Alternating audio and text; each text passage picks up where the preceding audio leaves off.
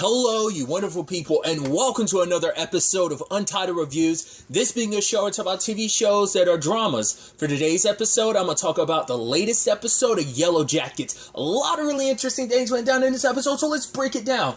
First and foremost, let's start off with everything in the past. Now, I think it's I figured, when Lottie saw, Taissa eating dirt, and it's like, oh, was that in her mind or not? It's like, no, you could tell it was real because Van saw, oh, why do you have dirt in your fingertips? She's like, oh, I don't know. So I was like, oh, that's interesting, because I find that fascinating because they set it up to be like Lottie is the one that's potentially going crazy, which still could be.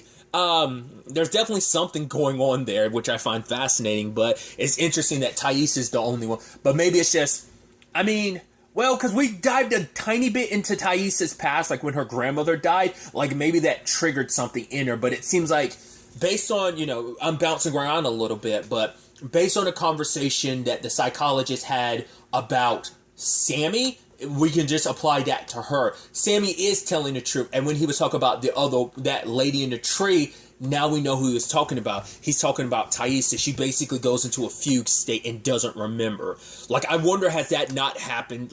Basically when she has moments of stress, that's when she starts doing stuff. So the breaking the dolls, I think that was her writing spills on, because all the stress of the truth about what went happen, what they did, it's leaking out. It's either because it seems like Taissa hasn't talked to anyone. She hasn't dealt with it. Obviously, at that time, she wasn't really processed. Everyone deals with stress in their own way, and I think Taissa so busy trying to keep it together, both in the past and the present, that it's literally leaking out of her whatever way it can. There's something, there has to be a deeper psychological reason why she's doing that, going to the tree, eating dirt. There's got to be something to that. Because then maybe that ties into the man with no eyes and her grandmother's death and everything. Maybe seeing her at the wake and her eyes being the way it was, it did some psychological thing to her that now every time she's in a stressful situation, she goes back to that. Once again, did she do that in the 25 years since 1996? Who knows? But it brings up a lot of interesting things. Other things that since I brought her up, let's talk about Lottie. We find out a little bit about her past too. That basically she's been dealing with this ever since she was a little girl. And the one time she screamed because she saw something, she saved her family from getting in a car accident because the person drove in front of them and got hit by a truck. And it's Lottie's mom is like, oh my God, our daughter saved our life. There's something more here. Our daughter is special. The dad's like, no, she needs to see a psychologist. There's something wrong here. And so I was like, are we really going down the route of we're introducing something supernatural? Or is it just that Lottie it's very it's just seeing stuff, and it's just going to be no, things just happen to fit the narrative that you're creating. But it's you are legitimately losing your mind. Because I think it's interesting, because of course she'd go to Laura Lee because she needs to know, religious people had visions. So it's visions it's actually God trying to speak to you. But she's how do those people ever know whether they're crazy or not? But seeing what she saw the candles and stuff, and so you're right, Lottie definitely seems like she could be prime suspect number one present day, if she's alive. If not, it definitely seems like we might be leaning towards a Laura Lee thing.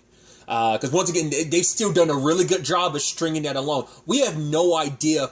They're not going to tell us until the time comes. I'm so curious, since we're on a topic, I'm sorry for being a little all over the place, but I'm curious how they're going to structure this. When will we get to the end of that 19 months that they were lost and gone before they're found? And how will that correlate to, because I'm assuming it's going to do a bit of that Arrow, Once Upon a Time and Lost thing where you bounce back and forth every episode between the past and the present. I think that's probably going to stay all the way through. So I'm curious, is it going to be kind of how Once Upon very closer to how Arrow did it? Because Arrow did a 1-to-1. Every season was a 5-year period of Oliver being on Leanne Yu. So I'm curious if they're going to do a similar thing, because after that, that's when those particular flashbacks ended. So I'm curious how they structure that. Like, I doubt we're going to get to, like, the end of those 19 months. Like, I think in the future we'll still be stringing it along. Because once we get to the 19 months, it's probably going to be at the end of the story. Because it's probably all got to come full circle.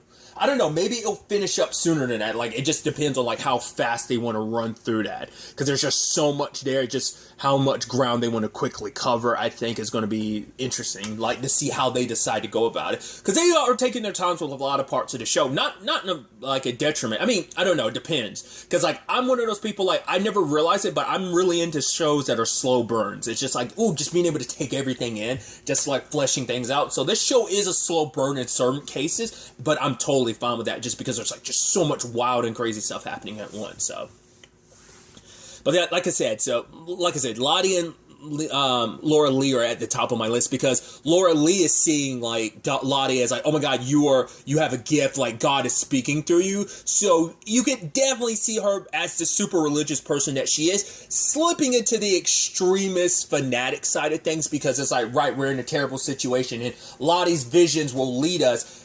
And I'm wondering, is Lottie going to be, like, the main reason why they do what they do? I would assume it might be Taissa kind of taking charge with the whole, like, Fern. Well, there's also I think Misty. I don't think Misty's leader material. I think it's just she found her avenue. She found where, like, she's at her strongest, and that's out here. She can prove herself. But also, like, who she is kind of falling a little to the wayside, because, like, well, what she does is still very important in the grand scheme of things, you know, but I don't know. It's going to be interesting to see whose idea the whole thing was. So, like, I'm leaning Laura Lee and Lottie for now, but we'll see. But the other angle to this episode with Taissa is her helping out Shauna, because Shauna's having dreams about the baby. At first it was a cheeseburger, now it's a full-blown rotisserie chicken. I was like, at first I was like, is that a chicken? And you could even see, like, the wings moving a little bit. I was like, and then, like, she breaks off the leg and starts eating. I'm like, that's so fucked up. And it's like, I think it speaks volumes that, oh, who's the person that's helping you give birth to the baby?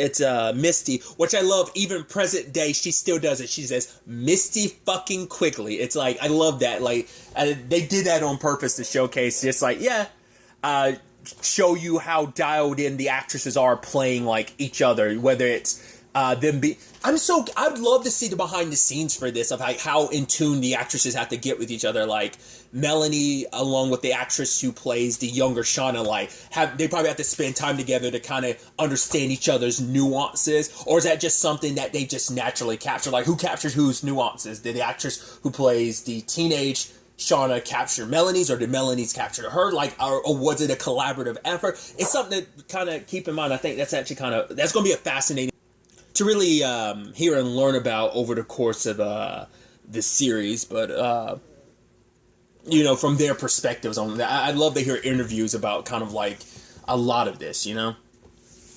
But back to the conversation about the baby. What's really, well, she immediately throws it out there initially, like, right, she heard that someone did it with, like, the hook of the bra, and, like, Taissa's like, no, you could end up dying because you don't know what's, like, you know, there's no, like, OBY out here to kind of, like, take care of you, make sure you don't do something wrong and end up killing yourself, like, at a home situation like this, out in the woods. I mean, for one, it's a situation you shouldn't be doing yourself. Two, you're in the woods, you're not in a sterile environment, so a lot of that will be contributing factors of, yeah, you could die from it. So Taissa was like, right, just don't do anything stupid. But sadly, Shauna tries it later on because the guilt starts eating away at her, because she could end up confessing to Taissa, like, right, I'm having my best friend's boyfriend's baby. And it's like, oh, wow.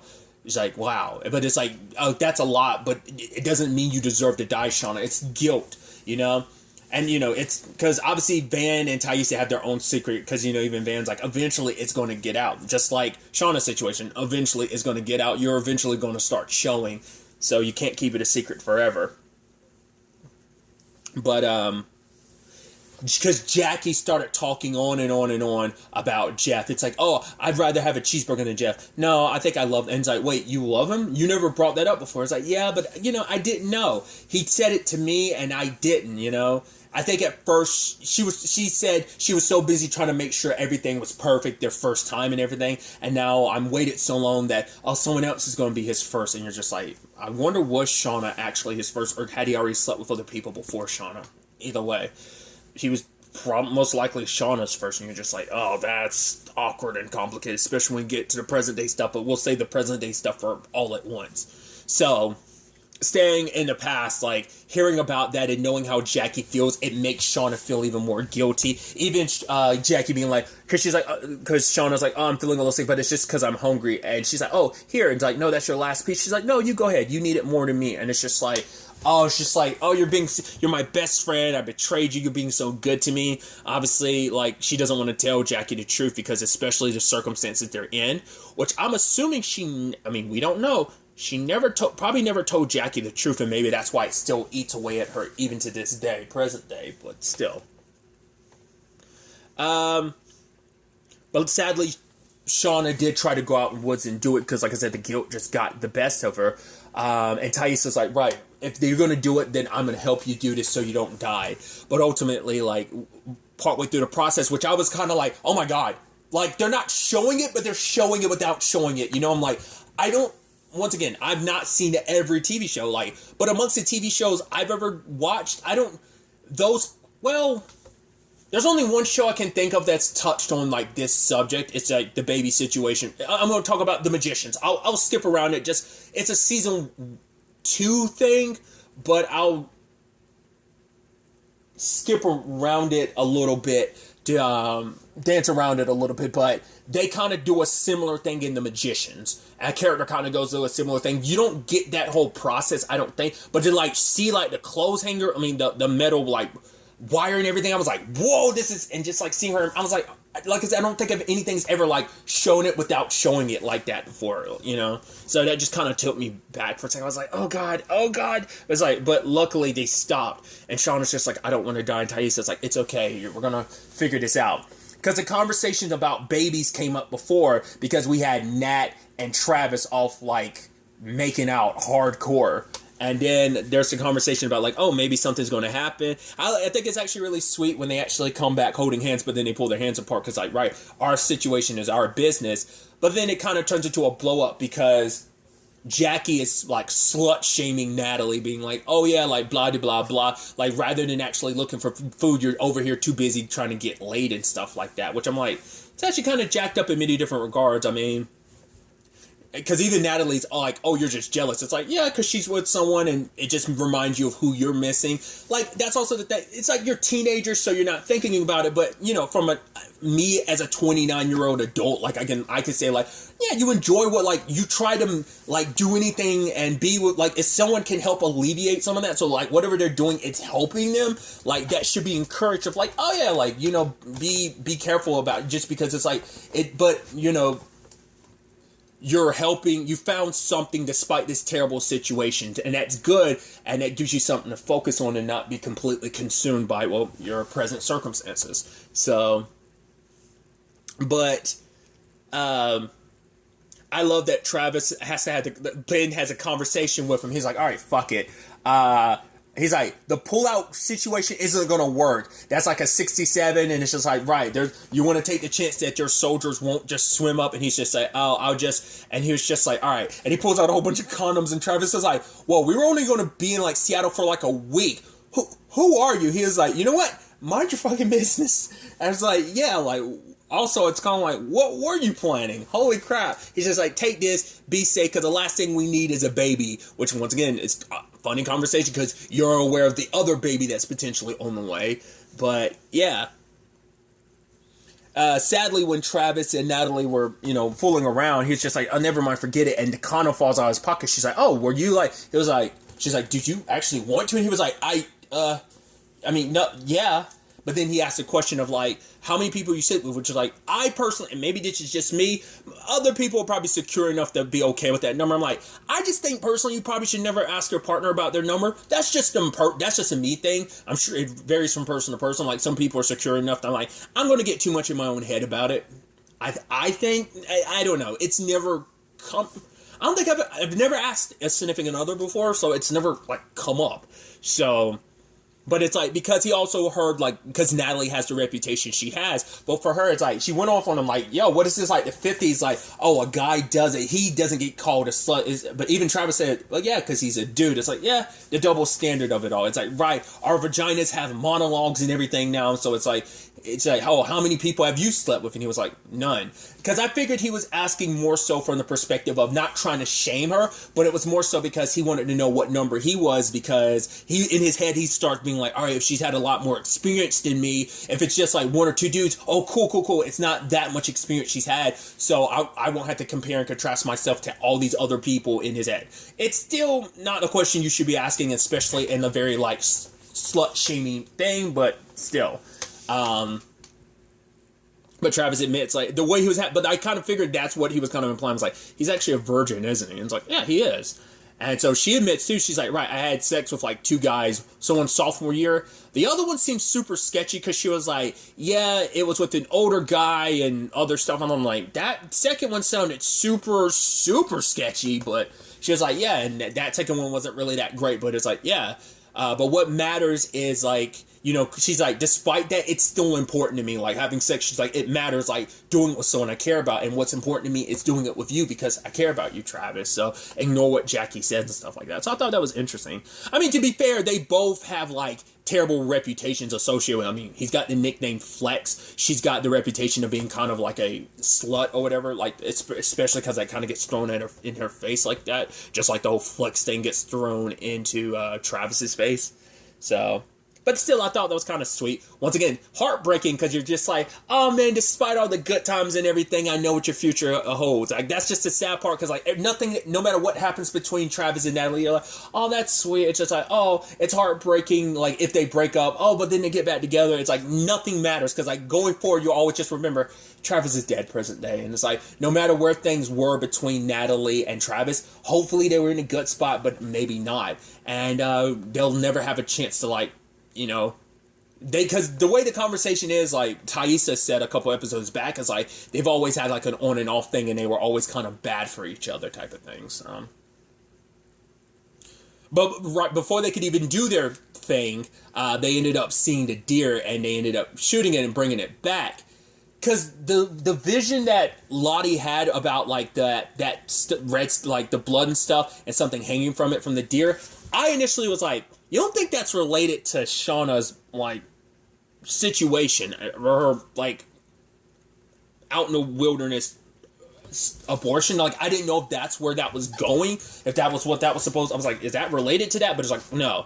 It turns out the deer they found, the moment it cut it open, it was rotting from the inside because there was already maggots. So I guess it got some kind of, like, infection for like it must have eaten something bad, and it's like, cool, like the food source around here is not good to eat up. So because Taissa was already thinking about like, right, we need to leave, we need to go find somewhere, like, you know, because it's like, right, we don't know how big this wilderness is. It's like, we'll find someone. It's like, well, if that's the case, why did home dude kill him? Well, why did home dude die here? Like, even though he never, like, even with the plane, like, if there was somewhere within reach, wouldn't home dude have found it by then? But I think that's something to be considered. But speaking of the dead guy, I love that, like, Mari is like, oh, what do you talk to the dead guy about? Blood and stuff? And she's like, ha ha ha. And it's like, no, we talk about the fact is that your boyfriend dumped you for his cousin. And she's like, it's his second cousin, it's legal. I was like, Jesus Christ, dude. I love it. But I love the clap back. I was like, yo, Lottie with the clapbacks. I wonder, is that just public knowledge? I guess not enough people know that, but Lottie was like, yo, don't you love it when people come with that spice, come with the dirt locked and loaded? But yeah, Taissa wants to try and find somewhere, because we can't stay here, because it's like, when winter comes, what are we going to do? Because we're not going to be rescued. And the moment, like, the camera pans over to Misty, I'm like, because of a certain someone, it's like, oh, don't you feel like crap now? But it's like, right, I'm still thriving, I'm still important. How she even let Natalie know, she's like, oh, it's okay, I have a secret boyfriend too. Ha ha ha ha. It's like, yeah, we'll see where that goes. I'm kind of leaning towards thinking Ben's probably going to be the first sacrifice, won't he? You'd assume so. He's already missing a leg, and it's just kind of like, right, why keep you around? You kind of taught us all we really need from you, and we're kind of figuring this out by ourselves, so I get the feeling like he might be the first one they go chomp city on, but maybe that's just me. We'll have to wait and see. We'll see how many people decide to go with Taissa. It might end up being everyone believing like, right, there's nothing left for us here, so let's go. We'll see how well that turns out, or if Taissa kind of leads everyone to their doom to some extent. So there's that. Then on the flip side of things, we have Shauna, present day, showing up to meet up with Taissa and Natalie. And I love that she runs into it. What was his name? Andy? It's someone she knows. He even has like a tattoo. He's like, oh, Buzz Buzz. And Shauna's like, yeah, Buzz Buzz, yeah. I'm like, oh, that's kind of interesting. Skull Pride, huh? But yeah, it's like, yeah, oh, she's trying to, we're going through that divorce thing again. And it's like, oh, why are you here? She's like, oh, I have a book club at the coffee shop, and it's just easier to park here, blah, blah, blah, blah, making excuses. Meets up with them, and now it is, and I think maybe this speaks volumes. It's interesting that amongst all of them, including Misty, the only one who didn't get one was Shauna. Because the letter about, like, oh, hopefully you're doing well, and it's got the symbol on the back. Obviously finding out about Travis potentially being murdered. Like, Natalie was kind of throwing shade the moment Shauna came through. It was like, oh, how's Jeff? Still working as selling, like, what was it, like, mattresses or something like that? As I don't know if that was just supposed to be shade at what he does, but also just kind of the shade of, yeah, it is kind of jacked up that you, married Jackie's boyfriend, huh? Like, I think that's potentially what they did. Like, I wonder, have they not seen each other in all that time? Obviously, we know Taissa and Shauna have kept in touch, but it seems like Natalie and well, she knows enough about Jeff to have, so I guess they have, but maybe it's been a couple years. So, but I'm assuming every couple years they run into each other. It's that same conversation over and over again. Like, it's constantly getting thrown in her face. But there's the $50,000 blackmail they're being tasked with. Now, what I thought was interesting is the moment it's like, right, if anyone's going to be responsible for this, it's most likely that reporter, Jessica, or whatever. And Shauna was like, oh, I thought I told you you were going to get rid of it. And Taissa lying her ass off. Oh, yeah, I did. I tried to, but there's only so much. I'm like, so you're not going, because you don't want to admit to them, like, okay, I actually was checking you guys out to see whether you were above board, like, see if anyone was actually talking.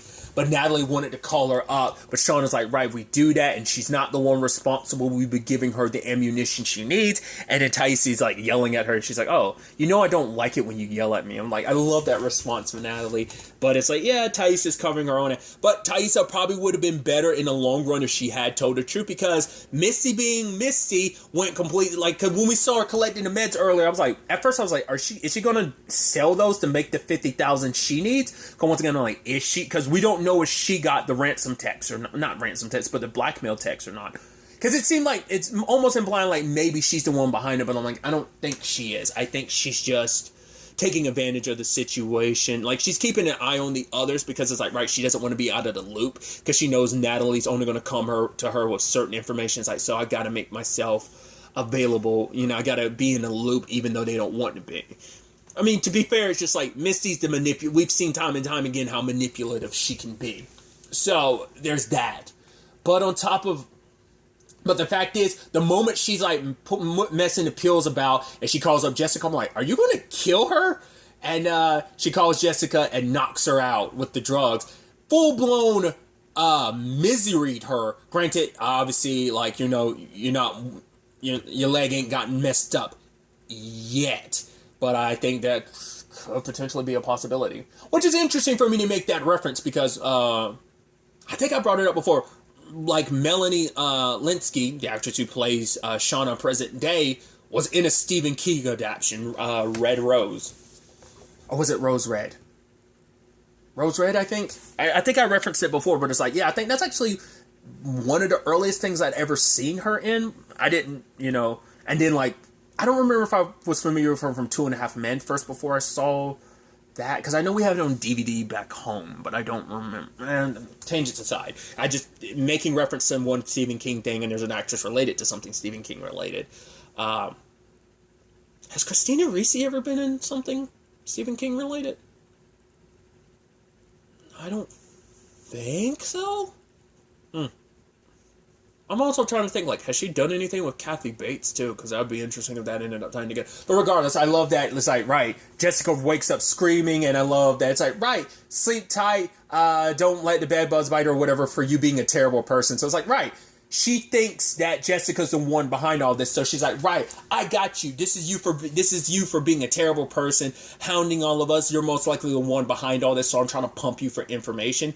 But not realizing, and she'll probably figure it out later on when it's like, cool, they all got the blackmail text, even though you've got her locked up in your basement, which is like, once again, you knew Misty was crazy. She's the next level psycho. Well, to be fair, you already knew she was kind of psycho, and now you know even more. Because even Natalie let them know, like, she's been helping me out with all of this, but she did fuck with my car too. So it's like, we should probably let Misty in on the know about all of this. So I don't know if they actually ever did, since Misty went off and did this herself. But like, she probably thought, like, no, I'm helping out the group. She just went about it her way. But it's like, yeah, she kidnapped the person. Like, Taissa's going to eventually have to come clean about, like, okay, Jessica works for me. So we'll see. Natalie ends up, it's up to Natalie to make the money because obviously Shauna and Jeff don't have the money. Taissa does, but she's going to need Simone's signature because that's it, because they are married. So it's like both of their names are on an account. So she has to get Simone's signature to get the money out. But it's like, right, we're not necessarily in a good position to have those conversations, considering Simone's pissed at me about what I did. It's like, oh, you lied to my face. It's like, no, I was going to back out. And then I saw you and Sammy, and I thought about why I wanted to be in this race in the first place. The fact is that this wasn't just my dream. This was our dream, So she's like, right, giving up on that felt like giving up on us. I was like, Taissa's lying out her ass, and you're really good at, that's not a good thing, no. It's like, oh, you're very politician-like in that regard. I'm like, oh yeah, like, I'm good at lying up, I mean, maybe there's some truth to it, but it's still like, you got caught up in the moment, you want what you want, and just, I think just the stresses of everything in her life, like, because everyone's getting caught up in, like, Lottie's not the only one seeing stuff, her situation's a little different, but like, present day, Shauna's seeing something, and so is Taissa. I don't know if that's supposed to be indicative of something, especially with what Taissa is going through. But once again, it seems like it's a major stress thing that's causing it, So Simone's just unaware that it's Taissa. And I'm curious, does Taissa have a better understanding, like, oh, it is me? Because I think she woke up from her fugue state in the middle of it. But the thing is, anytime, like, she's doing it, she never remembers anyway. Just like she didn't remember when Lottie caught her, even Van asking her about the dirt. She was like, I don't know.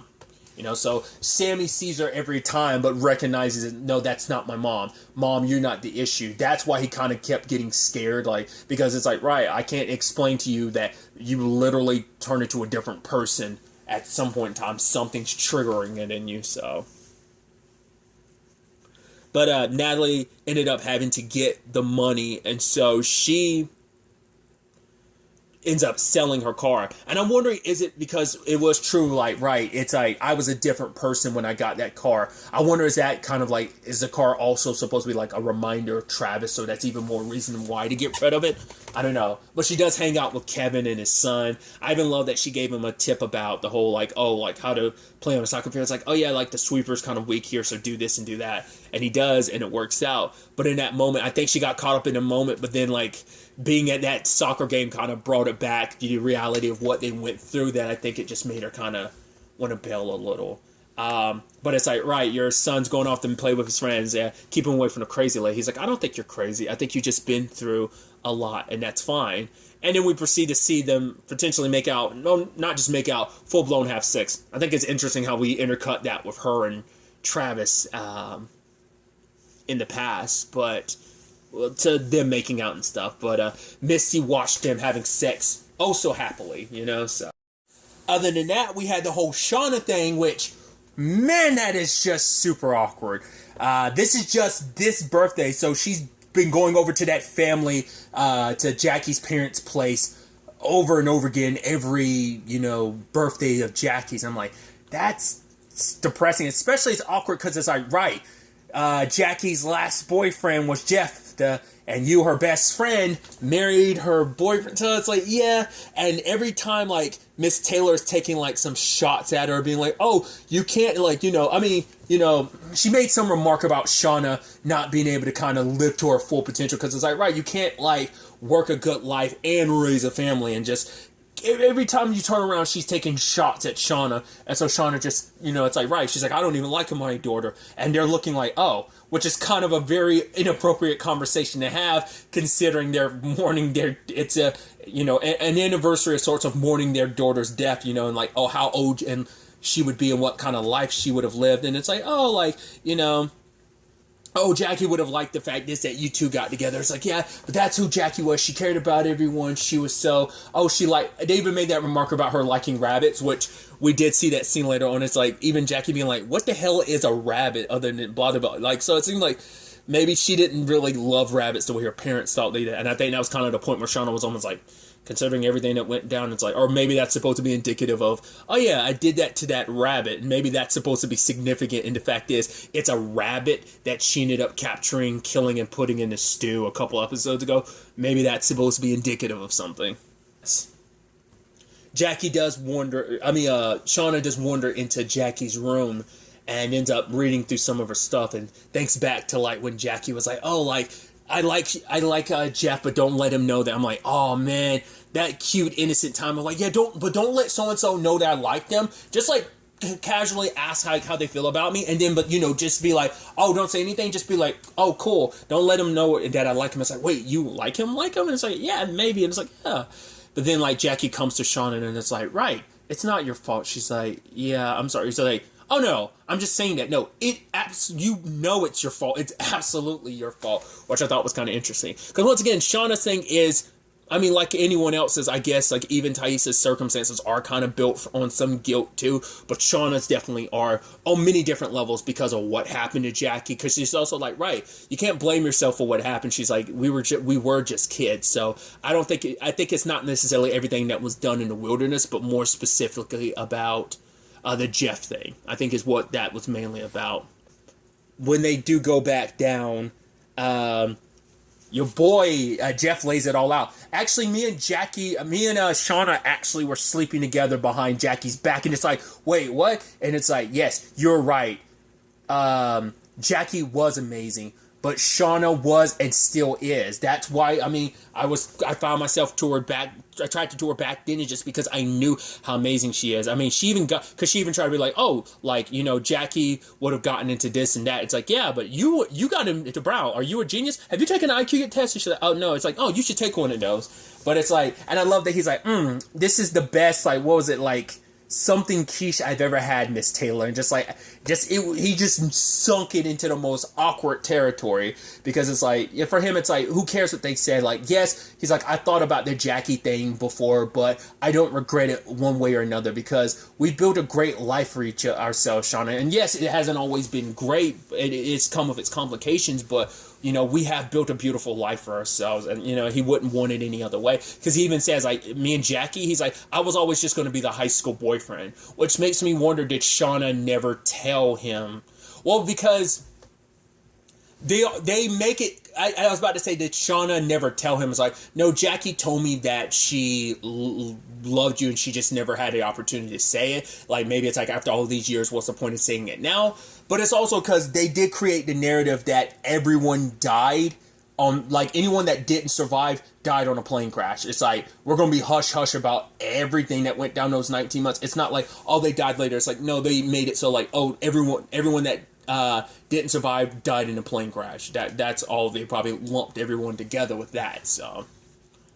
But I thought it was a really sweet moment between them. I was like, oh, especially because Adam's texting Shauna, but she didn't respond because of all that. So I was like, right, they're in a good spot. So I figured she was probably going to end that. But then you have Jeff making an excuse to leave. He's like, oh, and he doesn't want Shauna to go with him. He's like, no, you just enjoy your book club and everything. So you're like, right. So does he know on some level and he's just not saying anything? Or is it just he is feeling guilty about it and he went to go end things tonight? And she's even texting at him like, oh, laid face down on the floor in 45 minutes. And like, maybe I'll be there, maybe I won't. So it's kind of like, right. It's like, we had a very touching moment. I thought we were coming back together, but apparently not. Especially because he stood up for her the way he did, you know. So we'll have to wait and see where things kind of go from there. It's going to be interesting to see where all of this ends up taking us.